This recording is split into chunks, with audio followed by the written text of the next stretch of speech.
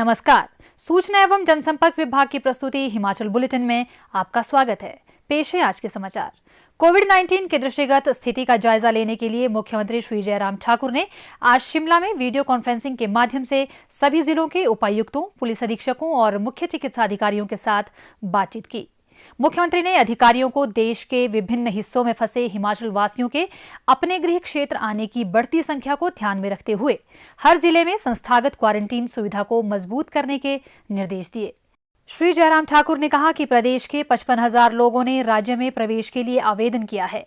उन्होंने कहा कि अधिक संख्या में लोग रेड जोन क्षेत्रों से आएंगे, इसलिए उन्हें संस्थागत क्वारंटीन सुविधा की आवश्यकता होगी। उन्होंने उपायुक्तों को निर्देश दिए कि वे अपने अपने जिलों में इस तरह की सुविधाओं की पर्याप्त संख्या में पहचान कर उन्हें चिन्हित करें। उन्होंने कहा कि ये केंद्र व्यस्त क्षेत्रों से दूर होने चाहिए और इनमें पर्याप्त स्वच्छता की व्यवस्था सुनिश्चित होनी चाहिए। मुख्यमंत्री ने रेड जोन से आने वाले और इन्फ्लुएंजा जैसे लक्षणों वाले सभी लोगों को संस्थागत क्वारंटीन में रखने के निर्देश दिए। उन्होंने कहा कि राज्य में प्रवेश करने वाले प्रत्येक व्यक्ति की चिकित्सकीय जांच की जानी चाहिए और उसके बाद ही यह तय किया जाएगा कि उसे संस्थागत क्वारंटीन या होम क्वारंटीन के अंतर्गत रखा जाना है। श्री जयराम ठाकुर ने कहा कि लॉकडाउन के कारण फंसे हिमाचल के लोगों को वापस लाने के लिए बेंगलुरु से विशेष ट्रेन 13 मई को सुबह 6 बजे ऊना पहुंचेगी और गोवा के थिविम, मडगांव और करमाली से एक और विशेष ट्रेन 15 मई 2020 को ऊना पहुंचेगी। उन्होंने उपायुक्त ऊना को निर्देश दिए कि बाहरी राज्यों से आने वाले लोगों की प्रदेश वापसी के लिए सभी आवश्यक इंतजाम किए जाएं ताकि उन्हें किसी प्रकार की असुविधा का सामना न करना पड़े और स्थिति सामान्य बनी रहे। उन्होंने कहा कि राज्य में आने वाले लोगों को चिकित्सीय जांच सुनिश्चित करने के उपरांत ही उन्हें उनके संबंधित जिलों में जाने की इजाजत दी जाए और इन लोगों के लिए भोजन के पैकेट, पानी इत्यादि की उचित व्यवस्था की जाए। श्री जयराम ठाकुर ने कहा कि उन्होंने उत्तराखंड के मुख्यमंत्री श्री टी.एस. रावत से बात कर वहां फंसे हिमाचल वासियों को सहायता प्रदान करने का आग्रह किया है। उन्होंने कहा कि उत्तराखंड सरकार वहां फंसे हुए हिमाचल के लोगों को देहरादून तक पहुंचाने की पर्याप्त व्यवस्था करने के लिए सहमत हो गई है। वहां से उन्हें उनके घरों तक लाने की समुचित व्यवस्था की जाएगी। मुख्यमंत्री ने कहा कि जिला के अंदर आवाजाही की अनुमति अब बिना पास के दी जानी चाहिए। बद्दी, बरोटीवाला, नालागढ़ को छोड़कर दूसरे जिलों के लिए आवाजाही की अनुमति परमिट से दी जाएगी। उन्होंने राज्य में आर्थिक गतिविधियां शुरू करने की जरूरत पर बल दिया। उन्होंने कहा कि होम क्वारंटीन को और प्रभावी बनाने के लिए प्रभावी प्रणाली विकसित करने के लिए कदम उठाए जाने चाहिए। जिन घरों में लोगों को होम क्वारंटीन रखा गया है, ऐसे घरों पर नजर रखने के लिए पंचायती राज संस्थाओं व स्वास्थ्य कर्मियों के प्रतिनिधियों को आवश्यक रूप से शामिल किया जाए ताकि कोई भी व्यक्ति होम क्वारंटीन का उल्लंघन न कर सके। मुख्यमंत्री ने कहा कि संस्थागत क्वारंटीन सुविधाएं इस तरह से बनाई जाएं कि जो लोग भुगतान करने के इच्छुक हैं उन्हें भुगतान के आधार पर बेहतर सुविधाएं उपलब्ध करवाई जाएं। श्री जयराम ठाकुर ने कहा कि लगभग 300 विद्यार्थी शीघ्र ही यूक्रेन से चंडीगढ़ पहुंचेंगे और इन सभी छात्रों को संस्थागत क्वारंटीन में रखा जाएगा। हिमाचल प्रदेश एसडीएमए कोविड-19 स्टेट डिजास्टर रिस्पांस फंड के लिए सिप्ला लिमिटेड बद्दी के अधिकारी श्री संजय मिश्रा और श्री मृणाल कांति ने सिप्ला लिमिटेड बद्दी की ओर से मुख्यमंत्री श्री जयराम ठाकुर को आज शिमला में 50 लाख रुपए का चेक भेंट किया। मुख्यमंत्री ने इस पुनीत कार्य के लिए आभार व्यक्त किया।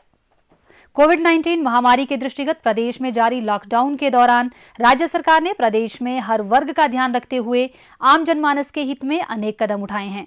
लॉकडाउन के दौरान कोरोना संक्रमण से लोगों की सुरक्षा, राहत सामग्री व अन्य सुविधाएं देने पर सरकार ने लगभग 268 करोड़ 40 लाख की राशि व्यय की है। यह राशि अप्रैल माह में विभिन्न कल्याणकारी योजनाओं के माध्यम से खर्च की गई। लॉकडाउन के दौरान सामाजिक सुरक्षा पेंशन के दायरे में आने वाले लगभग 5,69,058 पेंशनरों को 217 करोड़ 85 लाख रुपए सामाजिक सुरक्षा पेंशन के रूप में जारी किए हैं।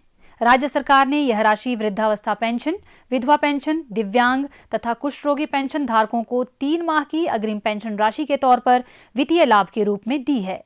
जनजातीय क्षेत्र के सामाजिक सुरक्षा पेंशनरों को 6 माह का अग्रिम भुगतान किया गया है।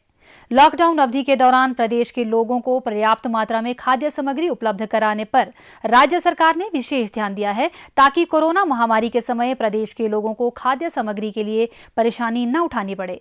इसके लिए राज्य सरकार ने अप्रैल माह में ही लोगों को खाद्य सामग्री उपलब्ध करवाने पर लगभग 35 करोड़ से अधिक की राशि खर्च की। इस राशि से प्रदेश के सभी एनएफएसए लाभार्थियों को अप्रैल व मई माह के लिए अप्रैल 2020 में 19,400 मैट्रिक टन आटा व 14,350 मैट्रिक टन चावल वितरित किए। इसके अलावा लॉकडाउन के दौरान प्रदेश में फंसे बाहरी राज्यों के मजदूरों को 5-5 किलोग्राम आटा व चावल अस्थायी परमिट जारी कर वितरित किया गया है। सरकार ने कोविड-19 के दृष्टिगत अपनी सेवाएं दे रहे स्वास्थ्य एवं सफाई कर्मचारियों के अतिरिक्त संबंधित सेवाओं में शामिल कर्मचारियों को 50 लाख रुपए की अनुग्रह राशि निर्धारित की है। साथ ही प्रधानमंत्री गरीब कल्याण योजना के अंतर्गत सभी स्वास्थ्य एवं स्वच्छता कर्मियों को 50 लाख रुपए की राशि के बीमा कवर के अंतर्गत लाया गया है।